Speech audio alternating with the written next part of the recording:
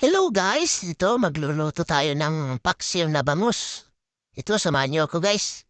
Ito iniwa-iwa ko na tapos iniready ko na yung mga pangsahog ng mga pangpaksiw. Siyempre, paksiw yan may halong sungka. So ayun, magsisimula na tayo.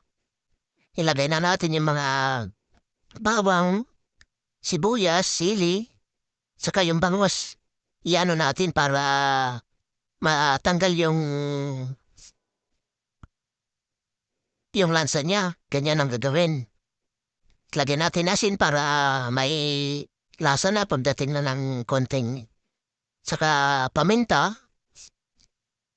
Lahat ng mga kailangan, suka, siyempre lagyan natin yan. Paksiw kasi, di ba? Para masarap. Yan na, ilagay na natin ulit yung mga sili, panghanghang para masarap. Siyempre, kailangan nating tapos ilagyan natin ng talong, pampaksiw. Yan, takpan na natin at siliroto na natin. Yan, antayin natin at kumulo. Yan na nga at kumulo nga. Diba? Kumukulo, ang sarap. May mga taba-taba pa yung bangus niya. Nangangamoy na, sarap. Guys, mamaya, kain tayo, samahan niyo ko. Yan, luto na nga. Sasandok na tayo ng pang-ulam natin.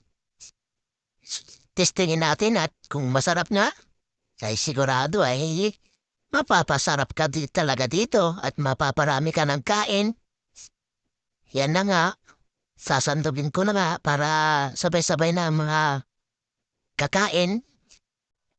Kaya guys, gusto mong magluto ng ganito at gayahin mo, ay talagang mapapasarap. Ay siya nga at magpapasalamat ako sa mga nanood.